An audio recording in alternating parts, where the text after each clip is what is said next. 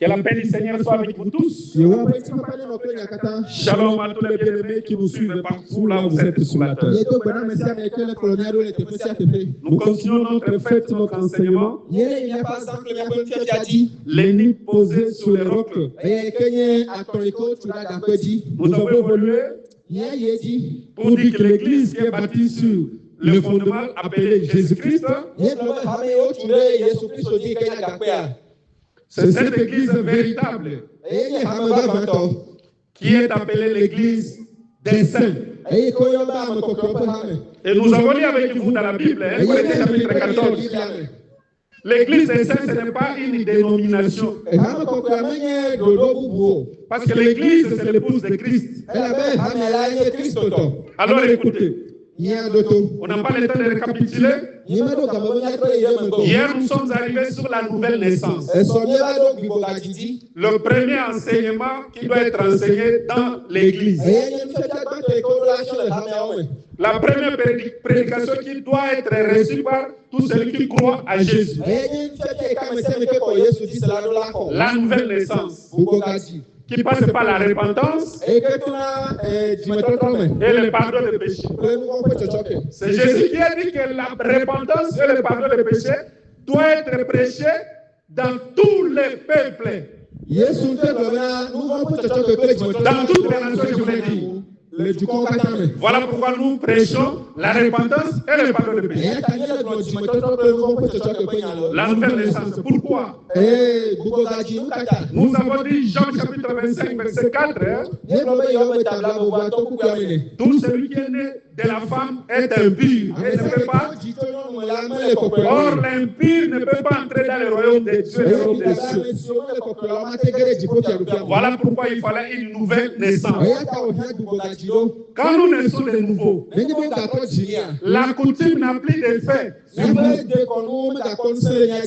monde n'a plus de pouvoir. Les diables, les liens de la famille là doivent tomber.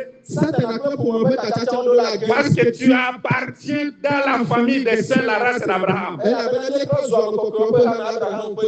Que Dieu nous bénisse. Alors, Nicodème a posé à Jésus la question, comment cela peut-il se faire? Comment un homme peut naître de nouveau? Et nous avons répondu à la question de Nicodème.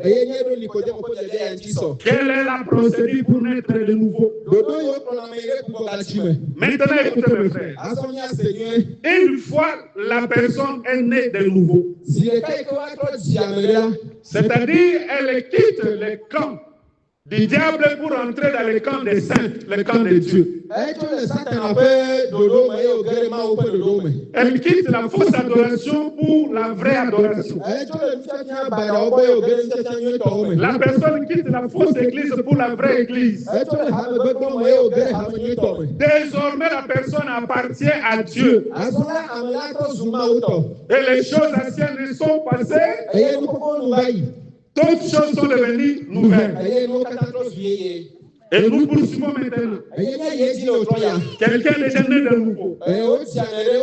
Alors, quelle sera la suite de sa vie? Écoutez mes frères. La nouvelle naissance, c'est une délivrance. Et quand on est délivré, ce n'est pas pour croiser les bras. Ce n'est pas pour être oasis. Oasis. Ça c'est Pierre qui a dit. Ce n'est pas pour être stérile. Non. Je donne les Écritures. On est délivré pour servir Dieu. Il faut que tu saches toi qui es né de nouveau. Que maintenant tu dois servir le Seigneur. Luc chapitre 1er, verset 24, verset 74. Ce que vous appelez 74. Luc 1er, verset 74. Écoutez, de nous permettre, après que nous soyons délivrés de nos ennemis, de les servir sans crainte. C'est-à-dire on est délivré pour servir le Seigneur. On est sauvé pour servir le Seigneur. On a reçu le baptême d'eau pour servir le Seigneur. Une autre écriture. Exode, chapitre 4. L'Éternel dit ceci. Il dit à Moïse et à Aaron, allez dire à Pharaon de laisser Israël, mon fils, mon premier-né. Dites à Pharaon, laisse aller Israël. Pour faire quoi?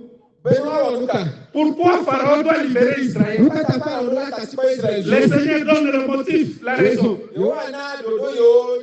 Laisse aller Israël pour qu'il me serve. Si nous avons quitté le monde, c'est pour servir le Seigneur. Que le Seigneur vous bénisse. Que Dieu Israël bénisse. Romains chapitre 6, verset 18. Ayant été affranchis du péché, nous sommes devenus esclaves de la justice. C'est-à-dire quand nous étions dans le monde, nous étions esclaves du monde. Dieu nous a délivrés pour les servir sans crainte. Que le Seigneur vous bénisse. Voilà pourquoi je t'informe ce soir que tu es un serviteur de Dieu, tu es une servante de Dieu. Tout celui qui a reçu un don de la part du Seigneur, le Saint-Esprit, quand il descend, c'est pour distribuer les dons chacun en particulier. Que Seigneur bénisse. Je donne un exemple. Que délivré, c'est pour servir. On est délivré pour servir le Seigneur. Jésus demande à des disciples, j'ai déjà dit ça, qu'allait détacher l'animal. Il y a une âne qui était attachée. Tout ça, ce sont les actes prophétiques. Ce n'est pas encore le temps d'enseigner les prophéties. Détacher l'animal. Détacher l'animal. Si on vous pose la question, dites pourquoi vous voulez aller avec l'animal où? Dites le maître en a besoin. De la même manière, Israël était attaché à Pharaon. Dieu a envoyé Aaron et Moïse. Vous savez qu'Aaron a posé la même question, plutôt, Pharaon a posé la même question à Moïse et Aaron. Pharaon a posé la question. Mais où est-ce que vous voulez aller avec le peuple? Pourquoi vous voulez détourner le peuple, Moïse et Aaron? Moïse et Aaron avaient répondu, comme les deux disciples que Jésus a envoyés, que le maître en a besoin. Je te dis ce soir, Dieu t'a délivré parce qu'il a besoin de toi. Dieu t'a visité parce qu'il a besoin de toi. Alors écoutez, quand on détache l'animal qui était attaché, la Bible dit, Jésus vient monter sur l'animal. C'est-à-dire l'animal doit servir Jésus. Voilà, on peut dire Romains 6, verset 18. L'animal ayant été affranchi de l'arbre, il est devenu l'esclave de Christ. Nous sommes les esclaves de Jésus. Nous sommes les serviteurs et les servantes de Jésus. Parce qu'il vous a délivré. Que le Seigneur vous bénisse. C'est comme un homme quand il rachète la femme. Parce que la femme, on la rachète. On n'achète pas la femme, on la rachète. Racheter veut dire récupérer sous un pouvoir. Quand une fille est née, elle est sous le pouvoir de ses parents. Mais quand l'homme paye la dot, c'est pour récupérer la jeune fille du pouvoir de ses parents. Afin que la jeune fille puisse servir son mari. C'est ce que Paul a dit. Femme, soyez soumise à vos maris.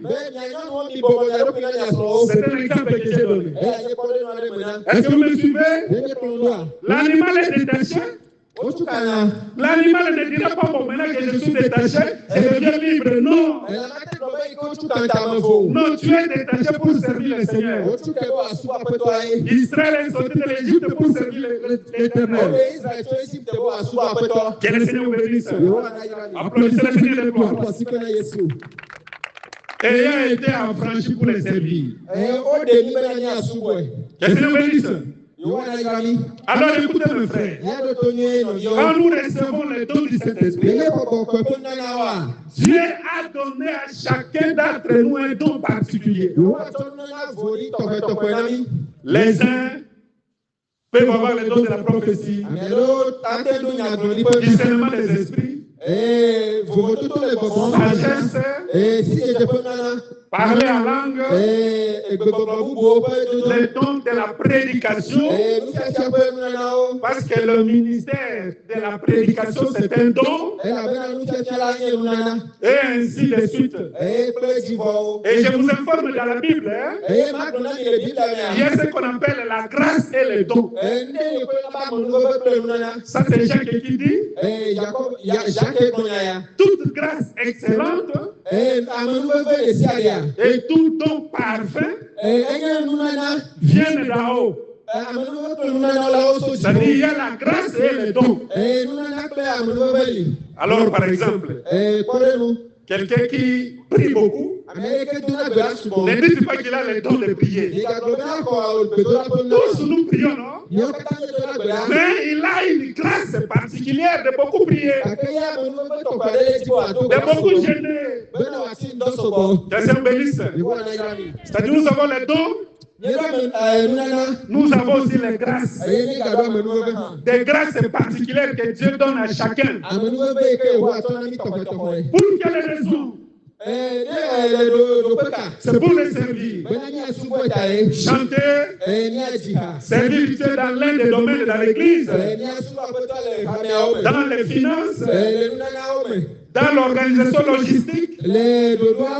Ce sont des charges que Dieu peut confier à quelqu'un. Tout ça, c'est pour les servir. Que le Seigneur bénisse. Il n'y a pas de chômeurs dans l'église. Tout le monde dans l'église est en train de servir Dieu. Mais chacun selon son rang. Car l'église Seigneur, c'est une maison d'ordre. Nous avons lu l'Écriture. Que Dieu n'a pas été de désordre, mais Dieu de paix. Et tout doit se faire selon la bienséance et l'ordre. Que le Seigneur bénisse. Aussi, il y a une maison d'ordre, c'est la maison de Dieu. Alors, chacun, que tu sois femme ou homme, tu as reçu un don pour servir Dieu. Tu as reçu une grâce pour servir Dieu. Alors, je commence par un don très important qu'il faut bien expliquer l'église. Parce que le monde entier est en ébullition. Il y a beaucoup d'églises qui se sont ouvertes. Les dons de la prédication. Est-ce que tout le monde est appelé à prêcher la parole de Dieu? Parce que j'ai reçu le baptême. Parce que je suis né de nouveau. Alors, le lendemain, je dois commencer à prêcher. C'est comme ça. Non. Non. Dieu a fait ceci. Il a résumé la vie éternelle dans la prédication. Je change de langage. La vie éternelle est liée à la connaissance. Jean chapitre 17, verset 3. Or, la vie éternelle, qu'il te connaisse, toi le seul et vrai Dieu, et celui que tu as envoyé, Jésus-Christ. La vie éternelle est liée à la connaissance. Mais qui doit enseigner l'Église? Est-ce que tout le monde a reçu le don pour enseigner? Tout le monde a reçu le don pour devenir pasteur. Ils sont en train de simplifier le langage. Parce que généralement dans le monde, celui qui prêche, on l'appelle pasteur. Mais hier, vous êtes bénis parce que vous avez compris la différence. Hier et avant-hier, que le pastorat, c'est un don. À part le pasteur, nous avons évangéliste, docteur, apôtre, prophète. Mais je me pose toujours la question. Pourquoi on nous met toujours dans un seul, vous êtes le pasteur? Oui, parce que le pasteur, c'est un berger. Que le Seigneur bénisse. Je me pose la question, mes frères. Est-ce que parce que tu es né de nouveau, que tu sois homme ou femme, tu dois passer devant pour prêcher? Nous allons interroger les Écritures. Que le Seigneur bénisse. Dieu est tellement jaloux du salut. Paul pose la question. Comment les gens seront-ils sauvés s'il n'y a pas? S'ils n'ont jamais entendu Dieu parler.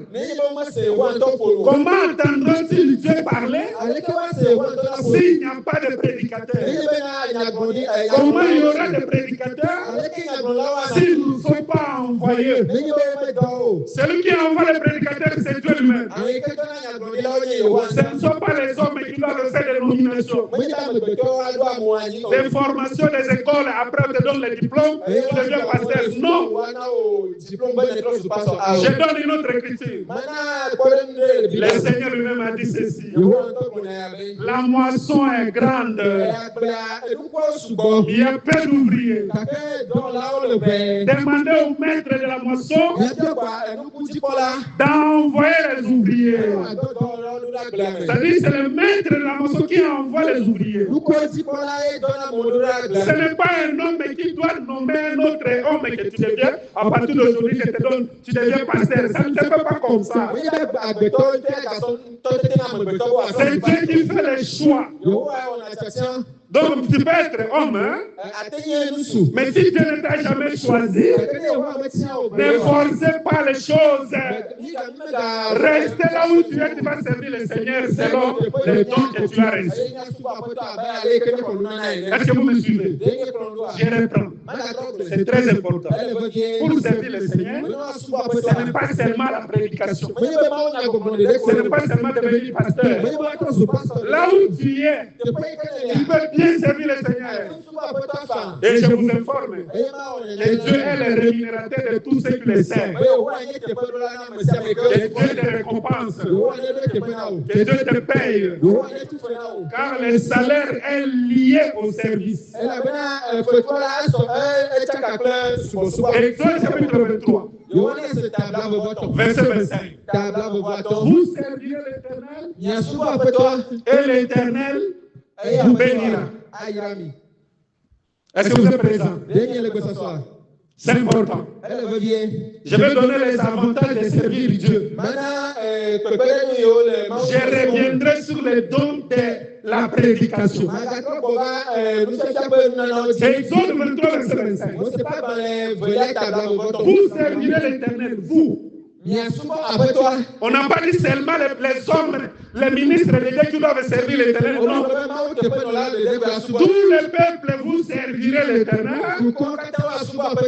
Écoutez maintenant les avantages de servir Dieu. Un, il vous bénira. Deux, il éloignera la maladie devant vous, loin de vous. Dieu va éloigner la maladie loin de vous. Il combattra vos ennemis. C'est très important. Voilà pourquoi j'aime beaucoup les servir. Je t'invite aussi à servir Dieu. Vous servirez l'Éternel. L'Éternel vous bénira. Ici, la bénédiction matérielle, financière, sociale, mais aussi la bénédiction spirituelle. Donc, servir Dieu permet à Dieu de nous bénir matériellement, mais aussi spirituellement. Car la vraie richesse est d'abord une richesse spirituelle. Que le Seigneur bénisse. Je donne un exemple. Vous savez qu'Abraham était riche. Il faut bien lire la Bible. Quand Dieu a dit à Abraham de sortir, il est sorti riche. Il a beaucoup de troupeaux. Il avait beaucoup de troupeaux.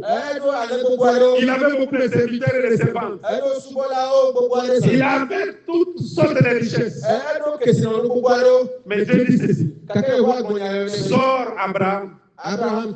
Quitte ton pays, quitte ta patrie et quitte la maison de ton père. C'est très important. C'est ça aussi la nouvelle naissance.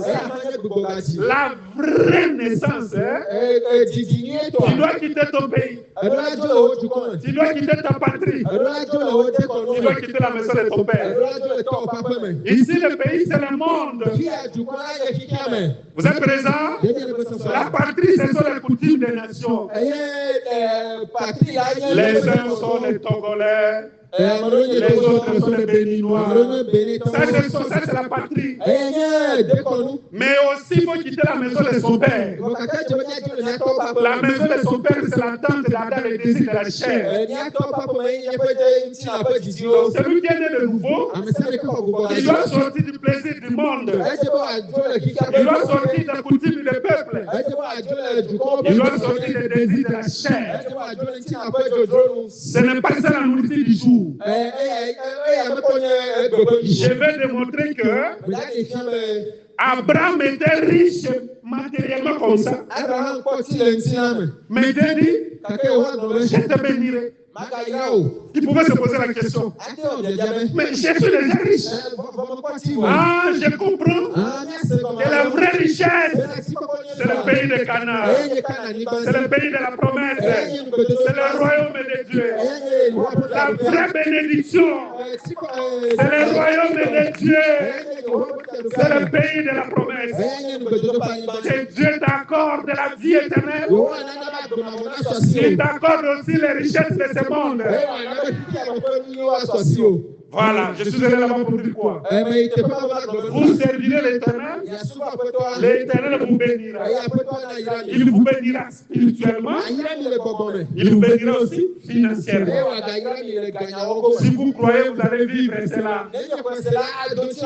Que le Seigneur vous bénisse. Ça, c'est le premier avantage. D'après Exode 23, verset 25. Deuxième avantage pour servir Dieu. Deuxième avantage de servir Dieu. L'Éternel dit, j'éloignerai loin de vous la maladie. Ici encore, il y a la maladie physique qui attaque notre corps. Si vous servez Dieu, Dieu va éloigner la maladie. Même la maladie que la médecine a échoué. Même la maladie que les tradis praticiens ont échoué. Jésus, c'est lui le médecin par excellence. Son nom guérit toute maladie. Si tu es venu malade ce soir, que le Seigneur te guérisse au nom de Jésus. Même toi qui me suis au loin, si tu es malade, que Jésus te touche. Car sa main n'est pas courte pour te toucher là où tu es. Dieu nous guérit matériellement. C'est-à-dire des maladies physiques qu'il nous guérit. Le nom de Jésus est au-dessus de tout médicament. Le nom de Jésus guérit toute maladie. Jésus n'a pas besoin de terminer dans un laboratoire. On ne faut faire les examens. Il faut faire l'échographie. Il faut faire un scanner. Si tu crois seulement, tu seras guéri au nom de Jésus. Mais il y a aussi la maladie spirituelle. La maladie spirituelle. Remarquez. Jésus a guéri un homme. Quelqu'un qui était malade. Quelqu'un qui était malade. Maintenant Jésus. Après avoir guéri cet homme. Il dit ceci. Va. Et ne pêche plus. Mais on doit se poser la question.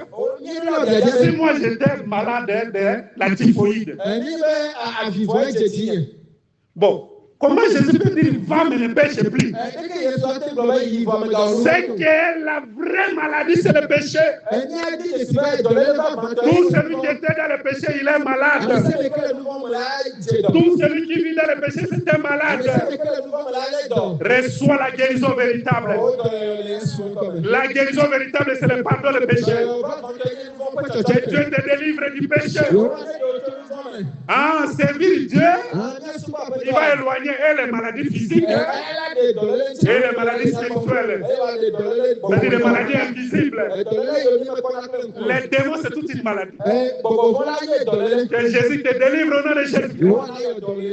Le péché, c'est toute une maladie. Troisième avantage. Je suis toujours dans Exode 23, verset 25. Vous servirez l'Éternel et l'Éternel combattra contre vos ennemis. Je t'informe que nous avons des ennemis. Mais les premiers ennemis, c'est d'abord les ennemis spirituels.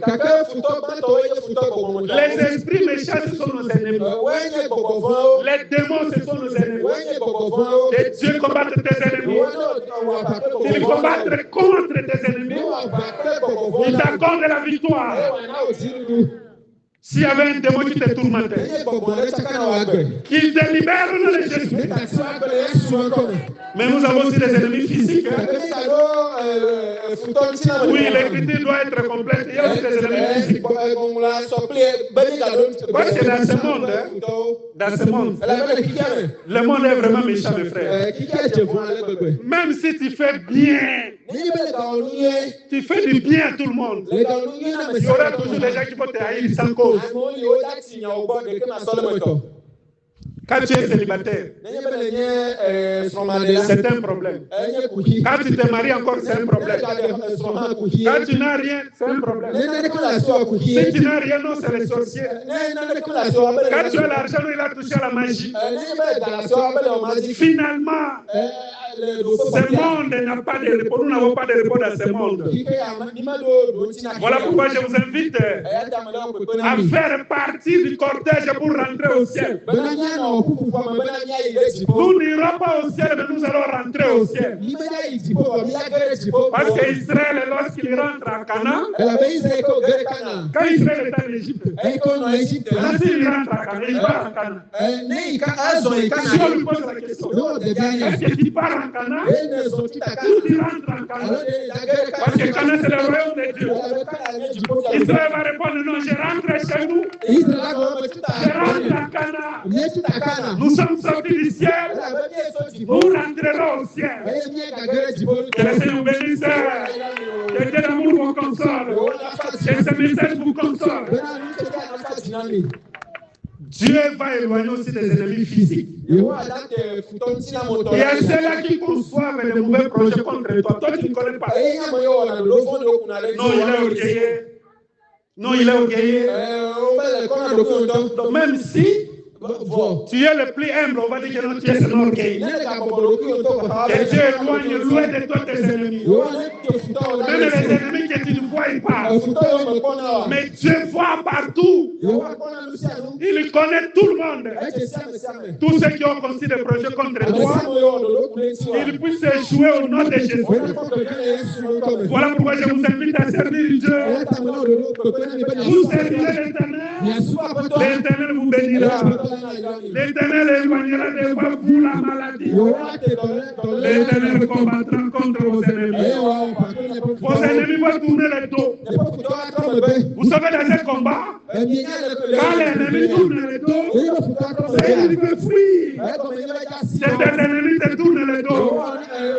C'est qu'ils poursuivent tes ennemis. Au lieu que les ennemis te poursuivent, toi tu dois poursuivre tes ennemis. Applaudissez le Seigneur de gloire. Que le Seigneur bénisse. Nous sommes allés pour dire quoi? Quand on est sauvé, c'est pour servir le Seigneur. Et je viens de donner les avantages de servir. Il y a plusieurs avantages. Bien aimé, le monde est ingrat. Le diable s'est un mauvais ami. L'ami qui est fidèle, c'est Jésus-Christ. Tu as choisi la bonne part.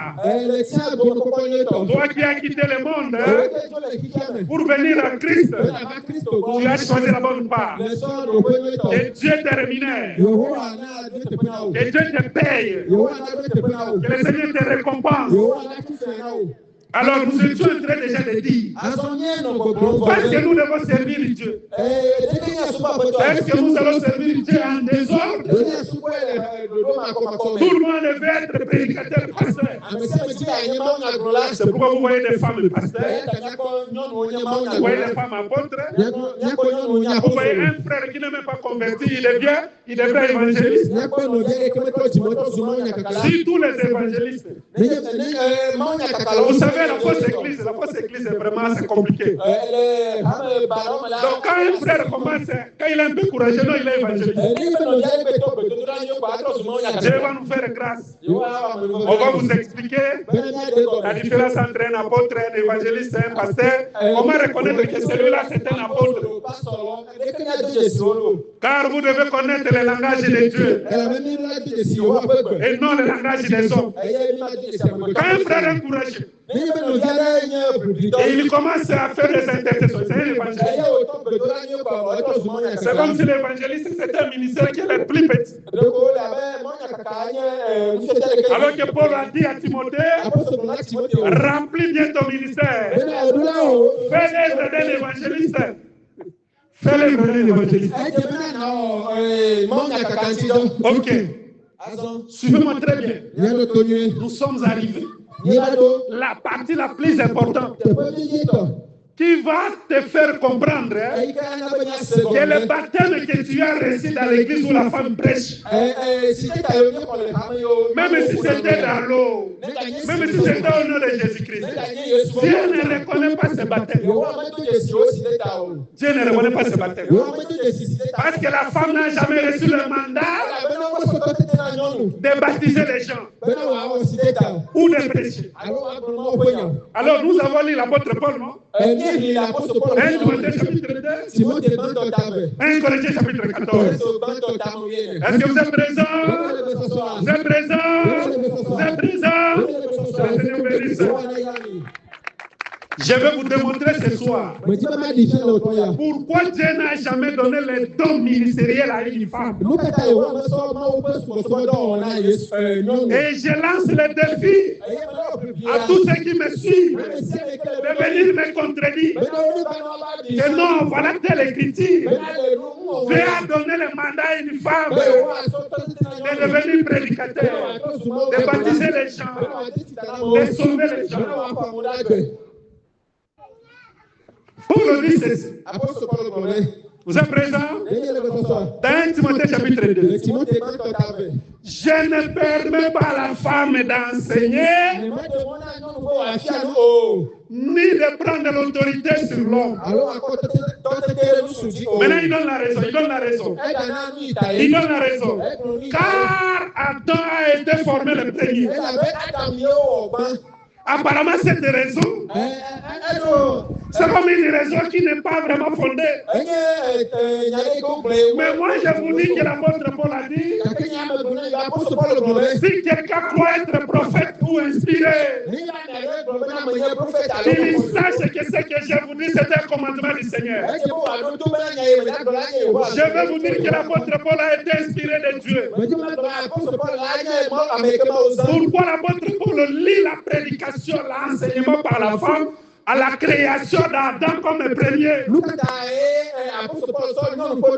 Oui, l'apôtre Paul a raison. Il dit car Adam a été créé le premier. Parce qu'Adam a été créé le premier, la femme ne peut pas enseigner ni prendre l'autorité. Maintenant, écoutez mes frères, vous êtes les bénis de Dieu parce que Dieu nous a confié l'explication des Écritures. Quand vous lisez Genèse chapitre 1, chapitre 2, qu'est-ce qui s'est passé? Vous connaissez les Écritures, vous avez vos Bibles dans toutes les langues. Ce qui est plus important, c'est l'explication des Écritures. Que le Seigneur bénisse. La Bible dit ceci. Dieu a pris une masse de terre. Il a soufflé. Et cette masse de terre est devenue une âme vivante. Appelée Adam. Jusque-là, la femme n'était pas encore là. Vous me suivez? Vous me suivez? Jusque-là, la femme n'était pas encore là. Maintenant, pour créer la femme, au lieu que Dieu reprenne la même formule, je me pose la question. Est-ce que la masse de terre était déjà finie? Est-ce qu'elle n'avait plus la terre pour que Dieu prenne encore la terre? Est-ce que l'esprit de Dieu était épuisé pour qu'il puisse souffler de nouveau? Pour créer la femme, Dieu doit prendre la femme à partir de l'homme. Dieu est tellement sage qu'il n'a pas créé la femme de la même manière qu'il a créé l'homme. Maintenant, quand Dieu crée Adam, il lui confie des responsabilités. Ces deux responsabilités sont les responsabilités que Dieu a données au ministère de la parole. Il dit Adam, jusque-là, Ève n'est pas encore créée. Ève n'est pas encore formée. Adam, je te donne les jardins. Les jardins d'Éden. J'ai dit Adam, voici les jardins pour que tu puisses les cultiver et les garder. C'est-à-dire la responsabilité pour cultiver les jardins et garder les jardins appartient exclusivement à l'homme appelé Adam. Que le Seigneur bénisse. Mais c'est quoi les jardins? C'est quoi les jardins? Cantique des Cantiques, chapitre 4. Salomon appelle sa femme les jardins. Donc il dit, tu es mon jardin, ma soeur. Or, Salomon, c'est l'image de Jésus-Christ. La femme de Salomon, c'est l'image de l'église de Jésus-Christ. C'est que l'église, c'est un jardin. Vous avez raison? L'église, c'est un jardin. Parce que l'église, c'est un jardin, c'est à l'homme de cultiver et de garder. Or, on cultive, on garde par le moyen de l'enseignement. Parce que c'est l'enseignement qui garde. C'est l'enseignement qui cultive. Ça, c'est la première responsabilité que Dieu a donnée à Adam avant que Ève ne soit manifestée. Deuxième responsabilité. Je suis en train de dire pourquoi Paul a dit que la femme ne prêche pas, car Adam a été formé le premier. Deuxième responsabilité que Dieu a confiée à Adam, et cette responsabilité, C'est la responsabilité que Dieu a donnée au ministère de la parole. Il dit Adam, voici les créatures. Donne les noms à chacun. Jusque-là, Ève n'est pas manifestée. La Bible dit Adam a donné les noms à tout être vivant. C'est-à-dire qu'Ève vient, elle trouve déjà les noms de tout être vivant. Or, donner les noms, c'est comme là, je suis en train de donner les noms à chacun.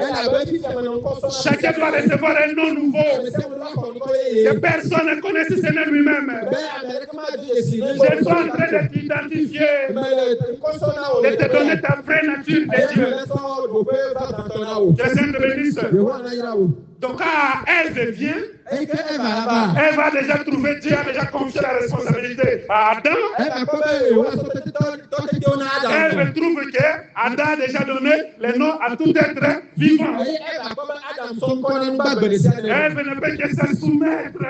Elle ne peut plus réclamer Adam. Moi aussi, je vais cultiver les jardins. Moi aussi, je vais garder. Moi aussi, je vais donner les noms. Mais il va donner les noms à quelle créature? Car Adam a déjà donné à tout être vivant. Lisez vos Bibles. Tout être vivant, Adam a donné les noms. Applaudissez le Seigneur de gloire. Que le Seigneur vous bénisse. Maintenant, je prends 1 Corinthiens 14. L'apôtre Paul dit ceci. La femme doit se taire dans l'assemblée. Comme les dieux aussi la loi. Vous êtes d'accord avec moi que nous devons aller interroger la loi? Si la loi a permis à la femme d'enseigner.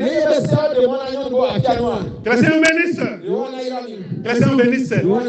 Cet enseignement, c'est une délivrance. Allez dire à ceux qui prient dans les églises des femmes de sortir. Si vous aimez vos frères, vos sœurs biologiques, dites que si tu pries dans une église où la femme prêche, tu ne verras pas Dieu.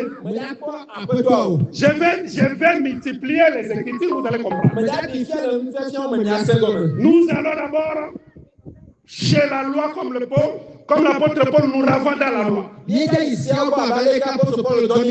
qui était le prédicateur de la loi? Ce sont les sacrificateurs. Quelqu'un me dit. Exode 29. J'ai dit à Moïse, consacre-moi les sacrificateurs pour mon service de sacerdoce. C'est-à-dire sacrificateur veut dire quoi? Il veut servir Dieu dans les sacerdoces. Or, aujourd'hui, l'apôtre Paul a expliqué que les sacerdoces, c'est le ministère de la parole. Alors moi, je vous pose la question. Est-ce que vous pouvez me donner un verset? Je ne demande même pas deux. Où une femme a été consacrée sacrificatrice en Israël. Je demande un verset seulement. Or, le témoignage de deux vrai. Moi, au lieu de vous demander deux versets, je demande un. Mais remarquez comment on a consacré les sacrificateurs. Toute une cérémonie. Allez lire Lévitique chapitre 8. Allez lire Exode chapitre 29. Dans cette cérémonie spéciale, on a trouvé la corbeille de pain. La corbeille de pain, le panier de pain. Vous êtes d'accord avec moi que le pain c'est l'enseignement, le pain c'est la parole? Ah, Dieu n'a jamais confié la corbeille de pain à une femme. Que le Seigneur bénisse. Vous êtes les sauvés de Dieu. Vous êtes un peuple que Dieu a aimé. Dieu vous a envoyé la lumière pour chasser les ténèbres. Il n'y a plus de confusion. Maintenant, il n'y a plus de confusion. Nous parlons avec les Écritures. On a consacré les sacrificateurs pour le service des sacerdoces, pour les sanctuaires, qui est le domaine sacré de Dieu. Les saints bénissent. Maintenant, Jésus-Christ est Dieu, non? Celui qui a tout fait. Celui qui est le Dieu créateur. Celui qui a institué les sacrificateurs. Quand Jésus est venu sur la terre,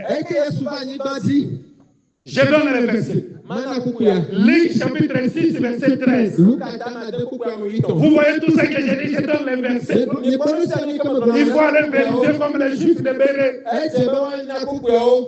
Ne prenez pas ça comme ça sans vérifier. Luc chapitre 6, verset 13. La Bible dit, Jésus avait plusieurs disciples. C'est une information que je vous donne. Il avait plusieurs disciples. Il a prié toute la nuit. Le matin, parmi plusieurs disciples, l'Écriture dit, il en choisit 12. C'est-à-dire, il prend seulement 12. Il laisse les autres. Maintenant, quand il choisit 12, il leur donne le nom d'apôtres. C'est ce que dit l'Écriture. Or, qui est apôtre? Un apôtre, c'est un envoyé de Dieu pour le salut. Maintenant, moi, je vous pose la question. Jésus se promenait avec des femmes, non? Il y a des femmes qui soutenaient l'œuvre de Dieu avec leurs biens. Des maris de Magdala. Mais pourquoi Jésus c'est 12? Pour respecter la parité. Le monde entier est en train de prôner la parité. L'homme est égal à la femme. L'homme et la femme. La parité dans les postes. Même le gouvernement togolais. Si on fait sortir le gouvernement, il faut la présence d'une femme, non pas? Parce que les femmes vont réclamer, non, il faut que la femme soit dans le gouvernement. Mais dans le gouvernement de Jésus, il a pris 12. Aucune femme. Est-ce que vous êtes présent? Vous êtes présent? Aucune femme. Aucune femme. Je prends un autre exemple. Vous connaissez Jacob, non? Vous connaissez Jacob? Le fils d'Isaac. Il avait plusieurs enfants. Il faut bien lire la Bible. Jacob avait aussi des filles. Vous connaissez Dina, non? Dina, c'est la fille de Jacob. Mais lisez lorsque Jacob bénissait ses enfants. Est-ce que vous avez vu là où Jacob a parlé sur Dina? Même Moïse est venu bénir les enfants de Jacob. Avez-vous déjà entendu Moïse bénir Dina? Est-ce que Dieu ne connaît pas Dina? Oui, Dieu connaît Dina. Mais Dieu respecte l'ordre. Chacun a reçu un don pour servir le Seigneur. Mais le don du ministère de la parole, Dieu n'a jamais confié ça à une femme. Alors le véritable Jacob, c'est Jésus. Comme Jacob avait 12 fils, Jésus aussi avait 12 apôtres. Parmi les apôtres, aucune femme. Aucune femme. Maintenant, quelle a été la mission des apôtres? C'est ce qui m'intéresse. Matthieu chapitre 10. Jésus appelle les 12 apôtres. Il dit, je vais vous envoyer et vous donner une mission. Il dit ceci. Allez prêcher. Vous comprenez? Ils ont reçu le mandat de prêcher. Allez prêcher. Dites, le royaume des cieux est proche. Ah, c'est que les autres disciples, tout ce qui est avec Jésus, les femmes, les maris de Magdala, n'ont pas reçu ce mandat d'aller prêcher. Je prends un deuxième verset, une deuxième écriture. Matthieu chapitre 28. Matteo tabla voni. Partout, tout le monde connaît Matthieu 28. Amesema nyakuku yanye. Allez, faites toutes les nations mes disciples. Mira ojukwa sunyo lao. Allez, baptisez au nom du Père, du Fils et du Saint-Esprit. Que nous avons expliqué hier. Hier, vous avez compris, non? Il y avait des confusions. J'ai envoyé la lumière. Le nom du Père, du Fils et du Saint-Esprit, c'est Jésus. C'est le nom de Jésus-Christ. Écoutez le pouvoir. Il dit, allez faire toutes les nations mes disciples. Prêchez-les. Ce verbe aller là, le verbe aller, Jésus n'avait pas dit ça à la foule comme ça. La Bible dit, il s'adressait aux 11. Parce que là, vous savez bien que Judas l'Iscariote était déjà parti. Vous aimez la précision? Donc ne prenez pas le pouvoir qui vous a jamais été confié. Là, je m'adresse à toutes les femmes qui sont devenues des pasteurs, des apôtres, des prophètes, des évangélistes, même des docteurs. Jésus s'est adressé aux 11. Allez, faites toutes les nations. Enseignez-les. Voilà. Enseignez-les. Et je serai avec vous jusqu'à la fin du monde. Applaudissez le Seigneur de gloire. Dieu est merveilleux. Dieu est merveilleux. Dieu est bon pour nous. C'est clair comme l'eau de la source. Si vous voyez une femme prendre l'autorité, prêcher, comprenez que cette femme a fait ce qu'on appelle en droit l'usurpation de pouvoir.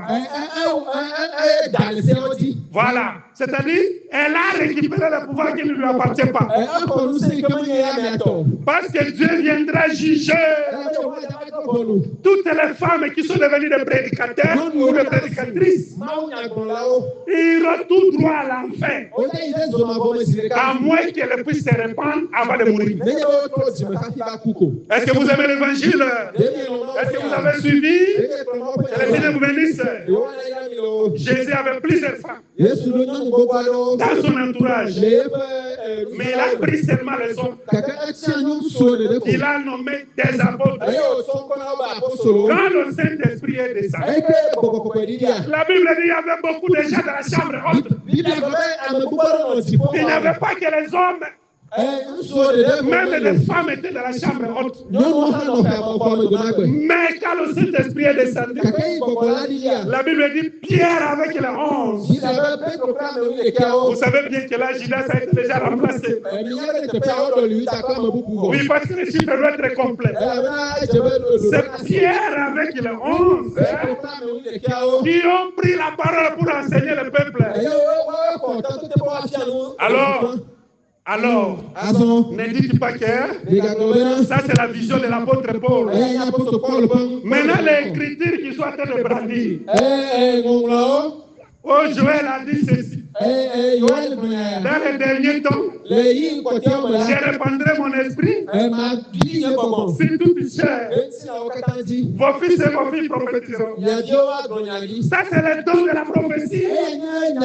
Une chair peut avoir le don de la prophétie. Tout frère, un frère peut avoir le don de la prophétie. Mais le ministère prophétique, vous connaissez une femme. Une femme que Dieu a envoyée comme prophète en Israël ou chez les nations. Même pas une.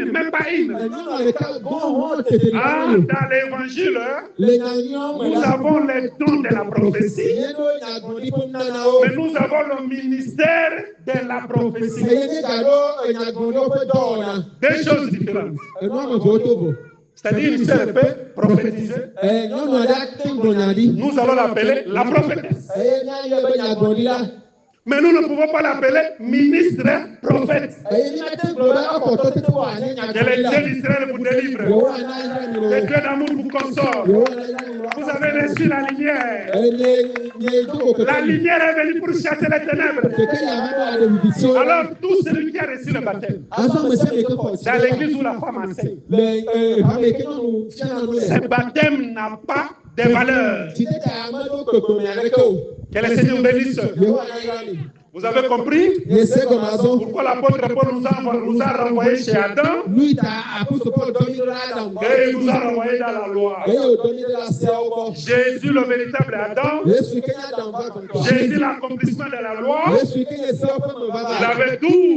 Et il n'y avait pas de femme. Est-ce que Dieu ne connaît pas la femme? Au contraire, Dieu a donné des dons et des grâces à des femmes. Tu peux servir Dieu avec les dons que tu as reçus. Est-ce que tout frère est un prédicateur? Non. On est prédicateur et on les devient. Très important. On ne devient pas prédicateur sans avoir été prédestiné à être prédicateur. L'Éternel dit à Jérémie, c'est encore dans le ventre de ta mère, mais j'étais consacré prophète. Vous voyez? Je donne un autre exemple. Vous connaissez David, non? Il est de la tribu de Juda. David est de la tribu de Juda. C'est-à-dire, quand tu es de la tribu de Juda, si tu nais, automatiquement tu es un prince. Tu es déjà le fils du roi, c'est-à-dire tu es déjà le futur roi. Bien que David est né roi, mais il faut un jour qu'il soit consacré roi. Que le Seigneur bénisse. Que Dieu d'Israël bénisse. Alors écoutez mes frères, pourquoi je suis allé là-bas? Nous sommes arrivés à l'étape que nous devons servir le Seigneur. Mais chacun a respecté les dons qui lui a été accordé. Que tu sois homme, si Dieu ne t'a jamais appelé à être ministre prédicateur, ne force pas les choses. Parce que tu n'as pas le mandat. Or, le salut entre les mains des prédicateurs. C'est pourquoi celui qui n'a pas le mandat, même s'il est un homme, et qu'il te baptise, son baptême n'a pas de valeur. Que le Seigneur bénisse. Applaudissez le Seigneur de gloire. Vous servirez l'Éternel et l'Éternel vous bénira. Maintenant que nous sommes nés de nouveau, nous devons nous impliquer dans l'œuvre de Dieu. On va servir Dieu où? Dans son église. L'église de Dieu, c'est l'œuvre de Dieu. C'est la maison de Dieu. Chacun venant ici, tu ne viens pas pour quelqu'un d'autre. Tu viens pour ton propre salut. Tu viens pour que Dieu te paye. Car Dieu a donné les promesses à l'église. Les promesses dans ce monde et les promesses dans le siècle à venir. Pierre a posé la question. Nous avons tout quitté. Vous comprenez? Tout quitté. Tout quitté. C'est comme Abraham a tout quitté. Il faut quitter le pays. Toi, tu n'es plus Tongolais. Parce que les Tongolais sont encore dans le royaume du diable. Mais toi, tu es né de nouveau. Que le Seigneur bénisse. Nous avons tout quitté. Quel sera notre sort? Jésus a dit, il n'y a personne qui a tout quitté. Yesu kama Amérique majo. Et qui me suivent, qui ne reçoivent pas dans ce siècle. Vous voyez les centiples. C'est-à-dire avant la vie éternelle, Dieu doit nous bénir dans ce monde. Dieu doit nous guérir dans ce monde. Nous devons être dans la joie dans ce monde. Nous devons bien manger, bien nourrir, bien vêtir. Dieu n'est pas contre la richesse, au contraire, l'or et l'argent lui appartiennent. Attache-toi à Jésus. Jésus va t'élever. Il relève quelqu'un de la poussière pour le faire asseoir avec les grands. Si Dieu veut te bénir, il n'a même pas besoin de savoir tu as quel âge. Si Dieu veut te visiter, même si tu as fait 15 ans dans le mariage, tu n'enfantes pas. Car dans la Bible, Dieu a fait pleuvoir la pluie pendant la saison sèche. Je prends un autre exemple. Vous connaissez dans la Bible, il y a des femmes qui sont arrivées à l'étape de ménopause, c'est-à-dire biologiquement, elles ne peuvent plus concevoir. Mais parce que Dieu, il a le Dieu de miracles. Sarah a eu des fils. Rebecca a eu des fils. Rachel a eu des fils à des âges très avancés. Jésus-Christ est le même hier, aujourd'hui et éternellement. Hier, c'est le temps où il était avec Israël. Aujourd'hui, c'est le temps de l'Église.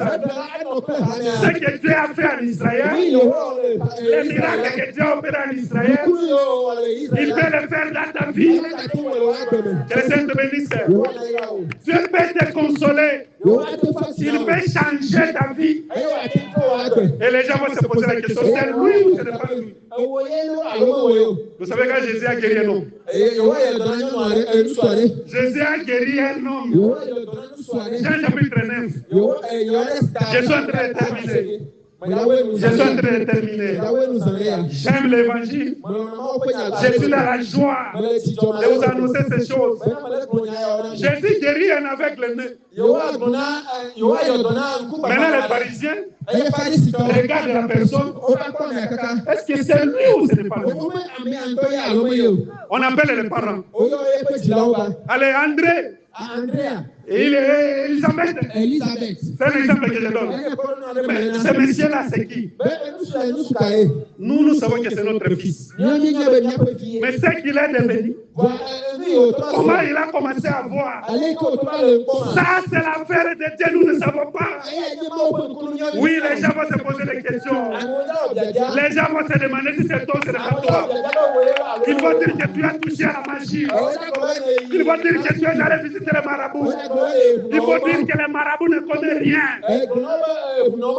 Que le Seigneur te visite. Nous savons que c'est notre fils. Mais tel que Dieu l'a béni, là, nous ne savons pas. Comment il a trouvé un tel travail, nous ne savons pas. Ça, c'est le miracle de Dieu. Appelez-le. Il a de l'âge. Qu'il vienne témoigner. On appelle l'aveugle né. C'est toi. Ou ce n'est pas ton nom, c'est moi. Mais comment tu commences à voir? Oh, Jésus, c'est de Nazareth. C'est lui qui m'a guéri. On l'appelle encore. Ah, bon, viens, paix. Mais qu'est-ce qu'il a fait pour que tu vois? Il a fait ceci, je commence à voir, c'est moi.